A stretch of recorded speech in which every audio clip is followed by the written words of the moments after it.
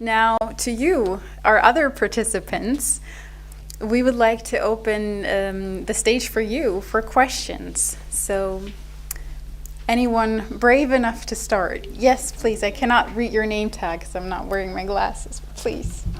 No. Good evening, everyone. I'm Rachita, and it was an absolute honor and pleasure listening to you, all of you. And I have worked previously in an organization where there were just women leaders, and it was an absolute pleasure working with them. Just total pleasure. It was just a wow situation for me to work with them. One thing I wanted to ask to each one of you, as a leader, how do you strike a balance between being a leader and being a team player? That's a good question. Thank you. Thank you. Being a team player. And maybe if I just may answer, for me, there is not really a difference. I try to be a servant leader to my team, and I open a space for every team member to lead as well. For example, now we have a new client, and of course there are hierarchies maybe by experience, and they are manifested in pay, yes. But when we work together, everyone has the same amount of voice and space to take, and we expect from each other to hold each other accountable, to give each other feedback, and that is always on eye level. I don't go into the room and say, I'm the great leader, now you're my team.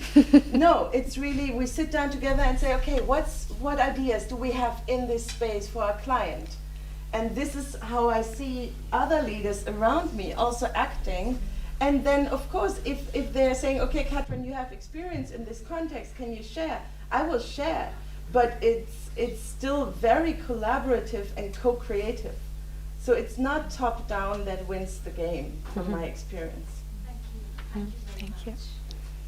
I think you had a take. Thank you for this question, and I absolutely agree with this, Katrin. I also would like to say something came to me from my time at Apple. So Apple has like a very well-defined culture, and there are different tenets to the culture. And one of the things that I really incorporated and took away was leadership without accountability. So Apple likes to keep at least their sales teams, where I was, very lean. So you don't have like a lot of bosses, so to say. Well, you do, but still it's very, very flat.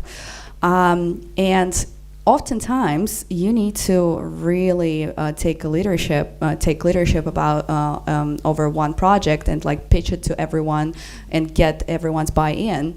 And you can't do this just because you're a boss, because you're not, but you have to do this because it's what's good for the business.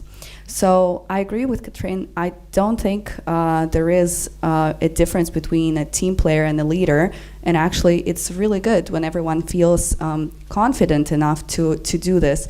And actually, I have paid the price of being a bad leader on my team in my first startup. Actually, I can really give a concrete example how it damaged my business, because I didn't make sure that every single person on the team felt comfortable telling what they think. So I had an intern, and she was responsible for writing emails, and she was also responsible for putting some information onto our platform, like that was dummy data.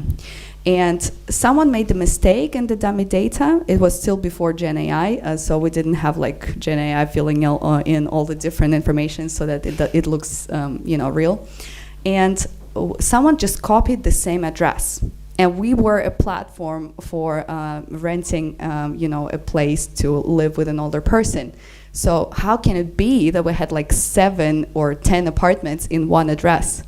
But that intern, she just put it in there, and she never asked herself, why is this like this?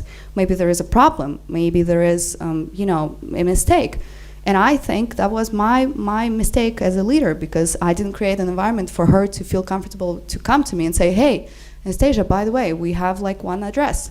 And then a real client noticed it, and they were like, looks shady. Guys, are you sure you're like real customers? You have real customers? Like, this is the same address and everywhere. And that was really embarrassing. So I think I've learned from that situation. And yeah, I feel like we need to, sometimes as a leader, of course, to say, okay, well, this is what I think will work, but you also need to explain to your team why and get their buy-in if you believe that your decision is better. Thank you. Absolutely, thank you. And thank you again for the great question, Tacinka. Also, what's funny that you asked this, because speaking in our preparation meeting, Anastasia, you said leadership is seen as servicing your team. So pretty much in line of what both of you said.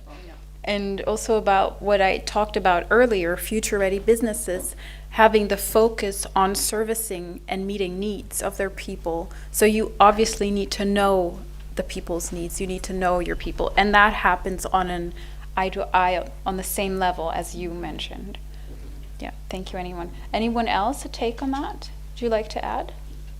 I think it's like the two of you have said. It's just, when I would compare it to a football team, is it's what I always do.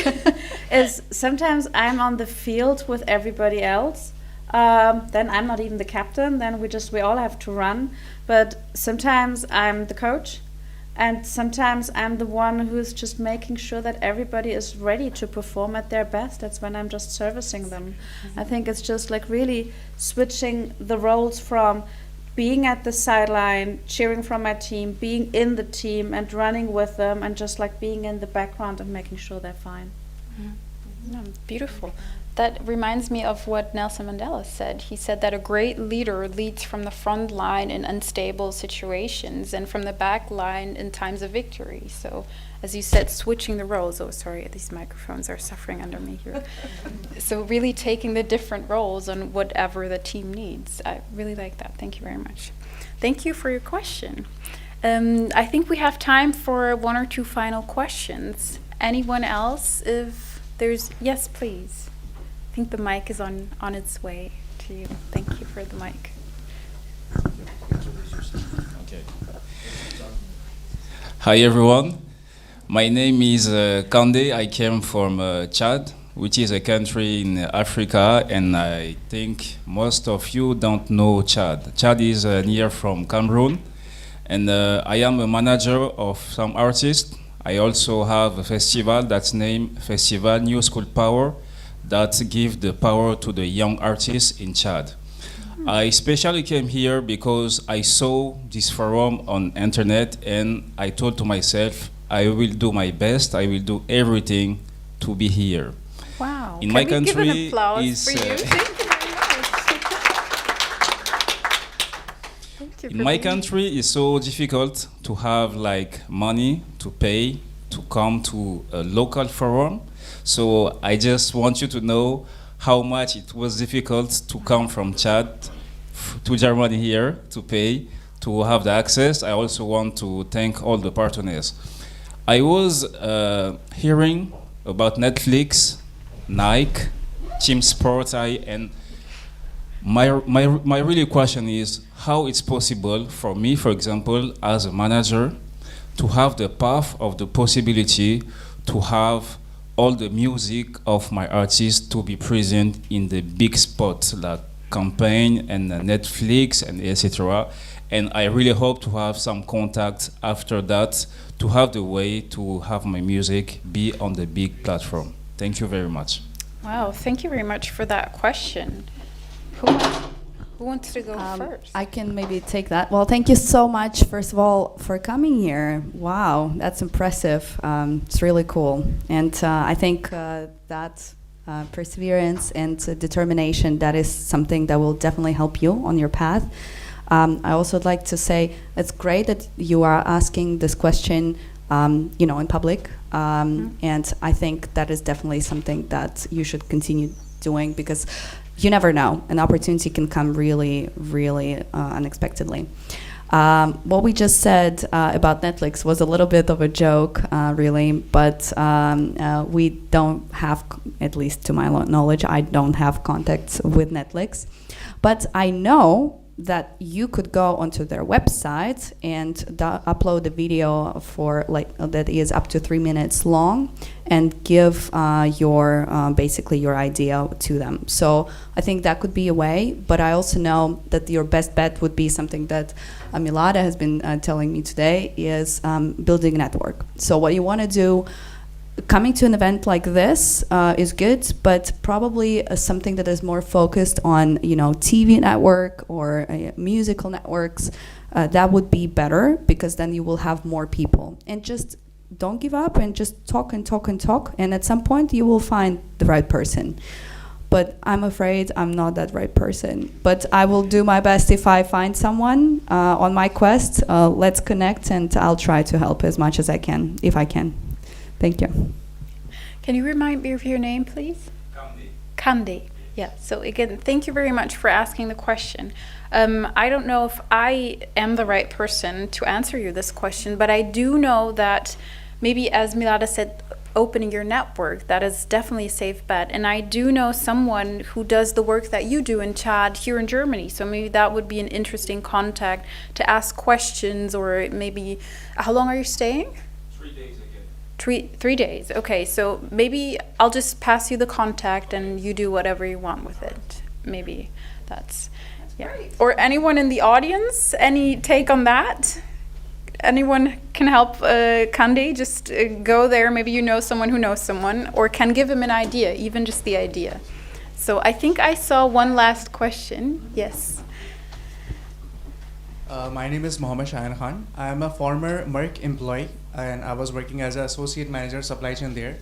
I have a question for you all, that how you guys have managed the leadership with the conflict management, because obviously you were running the team and you are the part of the team. So how you have managed the conflicts? Obviously you would be having subordinates, and there will be a special hierarchy system. So how you have managed to handle the conflicts between the two people, especially when it comes into your own court? So this is the question, and after it, first of all, thanks to you to delivering us such a motivational information and experience with us. Thank you for the question, Mona. Thank you. Milada, you want to go I can first? start. Please. Definitely. I mean, it hasn't. I mean, in 20 years, of course, you have ups and downs, right? And I did have, or was part of a few, let's say, challenging communications and challenges that we had to take, right? But it comes really down to sitting down and understanding the problem, right? So what is the problem that needs to be resolved? And it most of the time actually is done without really, needing to go levels up and asking for, let's say, the problem solver, right? Or to find the problem solver. It really try to keep it on the level, right, where you are at. Try to ask the right question, try to sit down, try to document, try to really evaluate if there is a problem, right, that needs to be basically resolved. Because in most of the cases, at least from my experience that I had, it actually stops by just going for a coffee and really understanding what the problem is. Because we're all professionals, right? And our goal is basically to grow the network, to get to know each other, and actually to be able to work.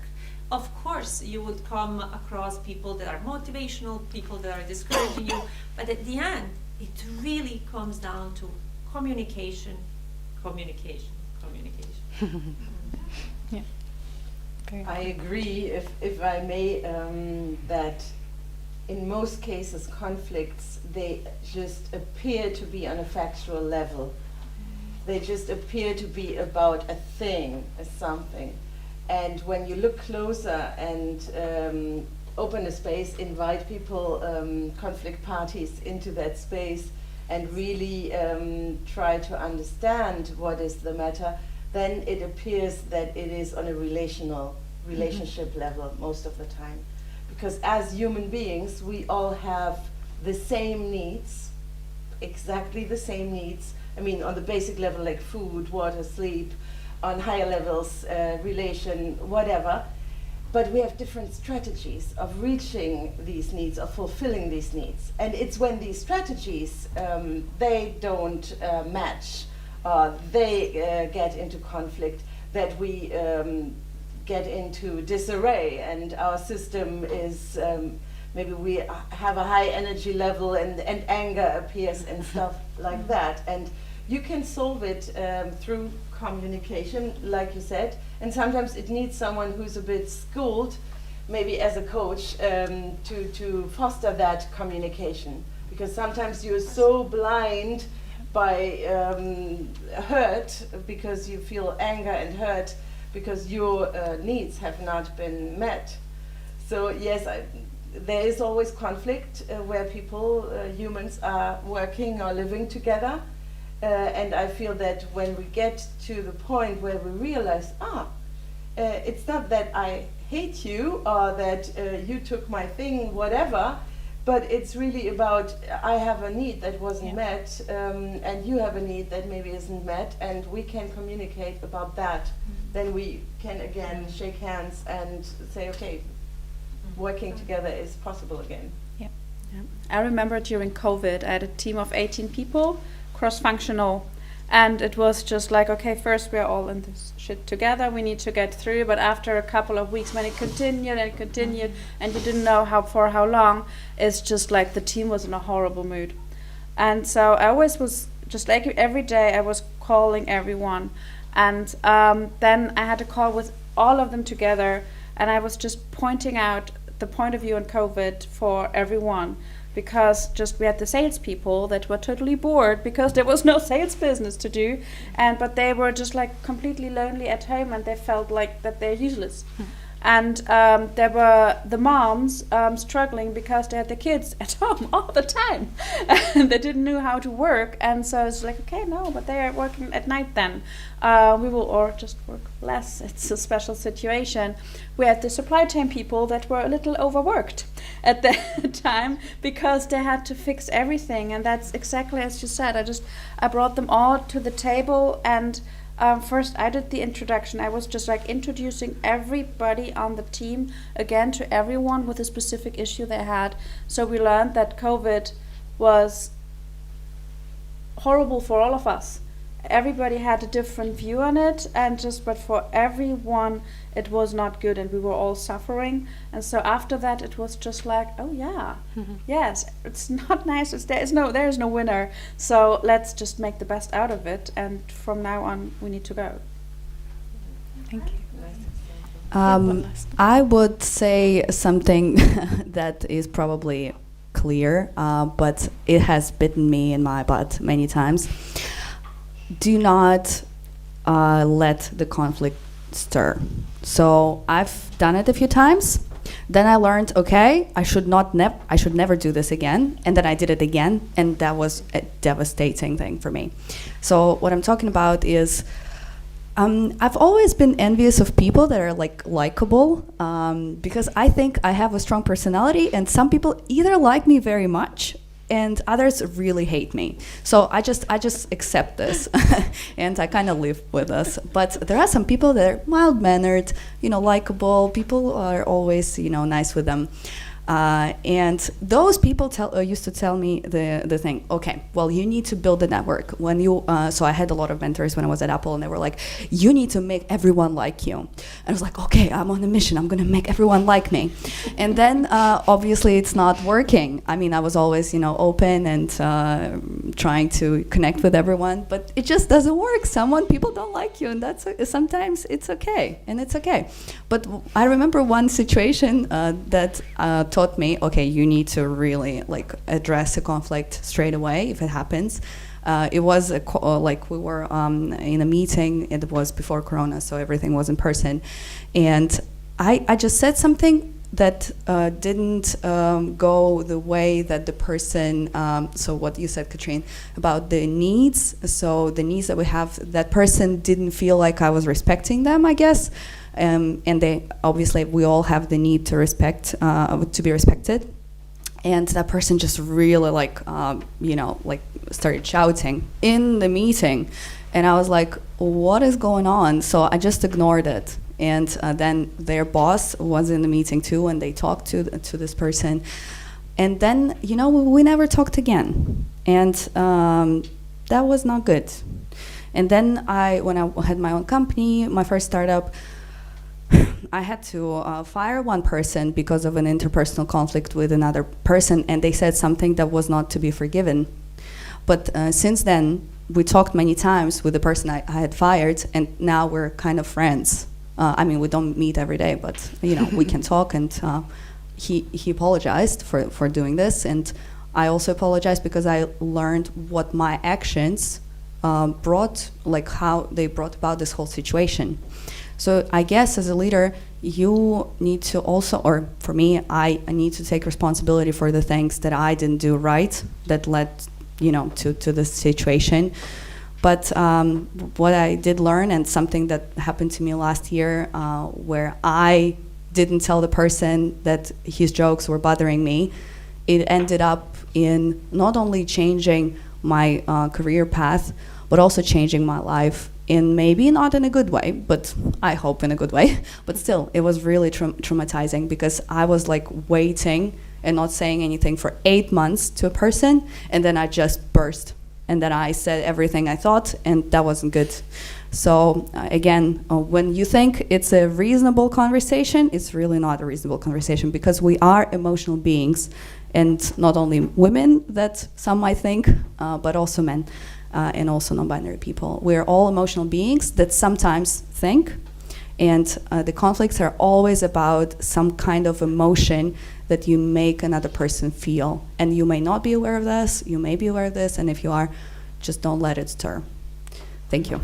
Thank you very much. So we heard a lot of self-reflection about your own leadership, a lot of communication, and also of meeting and knowing people's needs. So thank you very much. I'm afraid we have no more time for questions, but please do reach out to these wonderful women in case you have more questions. So thank you very much to our audience, and thank you very much to our panelists for being here today.